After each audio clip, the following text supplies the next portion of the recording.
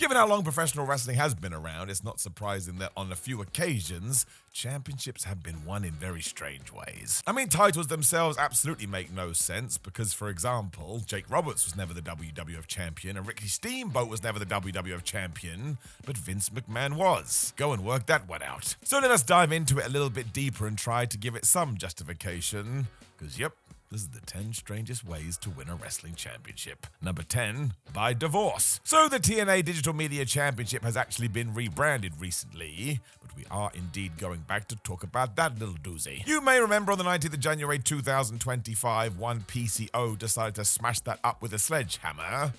And according to PW Insider's Mike Johnson, that may have been a shoot. We will save this one for a different video. Given that PCO was the champion though and then left TNA, well, it meant we had to do something with it, and as it turned out, the best way was via divorce. Because back at the start of 2025, TNA did have their first live Impact in 8 years, and there was one huge revelation, which was that Steph DeLander, who in storyline was PCO's wife, had divorced him, and because their assets had to be divided up, she was now the brand new digital media champion. I am not kidding. I actually think that's quite a cute idea, and really, TNA deserves lots of credit for doing things like this. I mean, on occasion, when they wanted to write a wrestler off TV, they would quite literally kill them. Now, I know that sounds a bit extreme, but if you do go and watch these clips, well, actually, sometimes they could be pretty funny. Wrestling is meant to be an endeavor where you can do whatever the flub you want, though. So I quite like it. Number 9, because you were randomly selected. So as we know, if you are going to be a tag team champion, you need to have 2 title holders within your group. Actually, that's not true at all. Because here and there, pro wrestling has decided they don't care about this rule, meaning you can have one person as the tag team champions. We go back to 2007, and Samoa Joe was absolutely doing this in TNA. This then got all kinds of confusing, because when Kurt Angle was able to win those belts, he was told he's not allowed to do that, and he had to partner up, so eventually he became friends with Sting. However, the Olympic gold medalist did not go and choose the Stinger, because instead the Icon won a 4-way bout to earn the right to become one half of the World Tag Team Champions. I hope you're still keeping up with this because it's hurting my brain. Sting actually loves doing this though, because around about 9 years earlier, he also had a falling out with championship partner Paul the Giant White, or the Big Show, and just went and decided that Kevin Nash could be his partner instead. So this does mean not only can you be a singular tag team champion, but on occasion, you could also choose your new buddy, even though it's not the same as the individual you won those belts with. I know this makes no sense and your brain is hurting now, but think how hard it was to try and explain. Number 8 being Lowblown. The history of the World Heavyweight Championship in the WWE is actually quite nuts. I mean, do not forget the inaugural champion was Triple H, and that is because Eric Bischoff walked to the ring and just gave it to him. That's right, he said, "The game, I love you. Here's a shiny new prize." Vicky Guerrero also loved mucking around with that belt too, because she would strip babyface champions constantly. Usually it was because said wrestler had utilized a move she deemed to be banned. One of the more creative ways of doing this though did come when Christian and Randy Orton were having a feud for the big gold belt. Because yeah, even though the WWE had told us there's no way that Christian can win, he actually had a plan. He was going to goad Orton into kicking him right in the balls, and because there was a stipulation that a disqualification meant the title could change hands, well, my gosh, Captain Charisma did do this. He did become the World Heavyweight Champion, and it was actually pretty good. I mean, Randy Orton did destroy him afterwards by dropping him through a table with an RKO, but once again, at least this was an idea where we kind of thought about it, even though you couldn't do it every single time. Number 7, by finding it in a bag. So you may remember the WWE European Championship from back on the day. Let's be honest, the WWE didn't really treat that with any kind of respect. It did actually start off ridiculously strongly because we had a tournament final between Owen Hart and the eventual inaugural champion, the British Bulldog. The following holders as well meant there was some credence in the early days because Shawn Michaels had it, Triple H, the aforementioned Owen Hart, D'Lo Brown, X-Pac, and then it kind of went nuts. Because the next person to win it after Shano was Mideon, and while that would have been fine if he was able to secure it during a match, instead, he found it in Shane McMahon's bag, decided it was his, and everybody in the WWE was like, fine, now you are the champion. Now, the way that it went storyline is that Shane had retired this championship apparently, but in June 1999, when Mideon did discover it, well, he just touched the thing, and apparently it was back in action. I mean, he even had a pay-per-view title defense versus D'Lo Brown at Fully Loaded, and yep, D'Lo won that one. So what the hell is happening? Of course, it's also tied into the fact that Mideon was soon becoming Naked Mideon.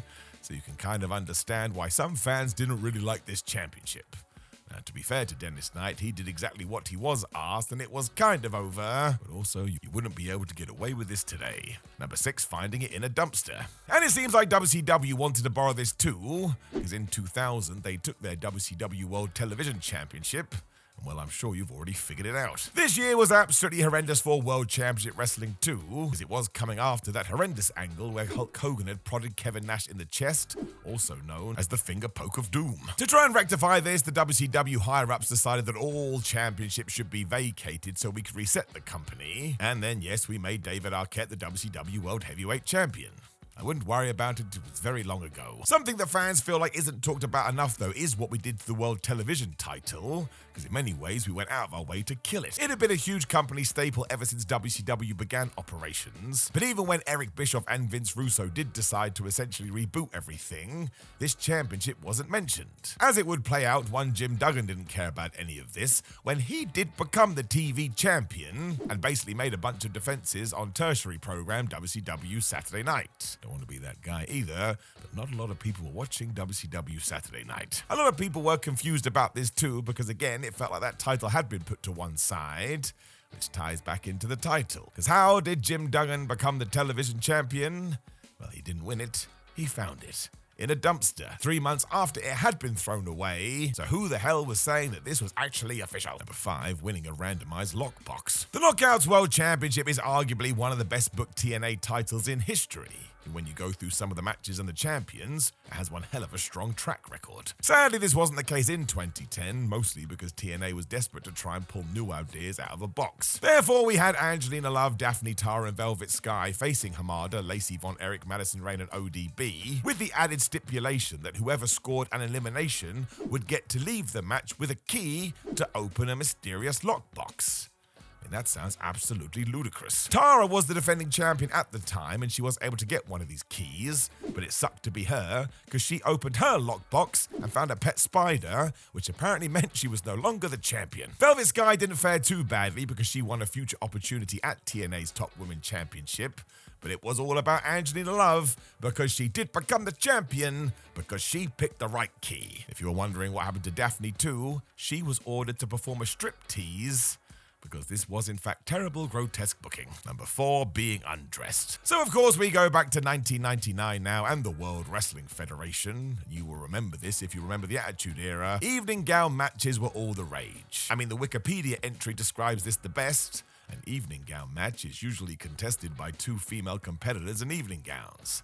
The only objective to win this match is the wrestler must remove the evening gown from her opponent. We now go to an episode of Raw from May 1999 when, yes, we had one of these, and Sable and Deborah were actually competing for the women's title. Now, it didn't last very long, and it felt like Sable had retained her championship when she disrobed Deborah, which is when Shawn Michaels, who was the fake commissioner at the time, walked out and said, no, Deborah now has the gold because, and I quote, she has nicer puppies. The justification came in the fact that Deborah had technically taken her own gown off, meaning that Sable hadn't done anything to deserve this. And if you're thinking to yourself, this sounds like shit, you're 100% correct. As the story goes, apparently Sable was in the midst of a heated off-screen dispute with the WWE, and for the last piece of trivia, it would be her final wrestling outing for 4 years. My gosh, nobody wants to go out like that. Number 3, out drinking your opponent. So we go back to TNA, and this time we are talking about James Storm, because as we know, that character really liked a beer. I mean, he even had a tag team called Beer Money. The promotion went full in with this gimmick too, because one day Storm came to the ring and said, you know what, I've invented a championship, and it basically comes down to who can drink the most alcohol. I mean, it was even called the World Beer Drinking Championship. The belt itself was essentially one big beer bottle too, and at TNA's 2007 Genesis pay-per-view, James Storm did indeed take on Eric Young in a backstage beer drinking contest. James then decided the winner would be whoever could walk out the door first after they had drunk a bunch of booze. When he tried to do it, he fell over. Eric Young did not, which meant, yep, he had now just won his first ever TNA singles title. I think it's only fair to throw in that between 2006 and 2011, Vince Russo was the head writer of TNA. Let's just move on. Number 2, being given the power of attorney. So of course it's WCW once again. I mean, we really could do this all day. It comes back to the old wrestling trope where a champion would get injured, and for some reason that champion then says, okay, I will not be defending this belt, but I will select an elected individual who will fight on my behalf. We go back to July 1998 here, where Booker T was the World Television Champion, when he got written off company programming because in a very forgotten angle, Bret Hart obliterated his knee. Instead of being told he had to drop this belt though, Stevie Ray, his brother, became the new champion because, apparently, he had signed a document giving away the power of attorney in the event Booker T ever became incapacitated. That's right, we added a stupid story to it that was actually really confusing. Better still, this was Ray's solitary singles gold in World Championship Wrestling, and in his first defense, he lost it to Chris Jericho. Actually, when you do go back and watch this, it is kind of entertaining for all the wrong reasons. But once again, when people do want to be this creative, well, I kind of like it. Number 1, rock, paper, scissors. So if you have never watched Japanese promotion DDT, I strongly suggest you change that today. Once again, if we are talking about entertainment, this one could be right up there. Just to give you a better idea of that too, I am going to give you a list of legitimate ways that the DDT Pro Iron Man Heavy Metal Weight Championship has changed hands. Writing I give up on a piece of paper, goading the champion who was a cat with a cat treat, tickling your opponent, and when they request you stop, having the referee treat it as a submission, dreaming that you've won the championship, stating that the title is just as much yours as the audience's, with the referee taking this as a forfeit, drinking a can of beer, failing to crush an apple, strangling a towel. Another one of these title changes did come on New Year's Eve 2021 too, during the 187th Choco Pro event. Yuna Mizumori captured the championship from Toro Owashi by winning a round of Jankin,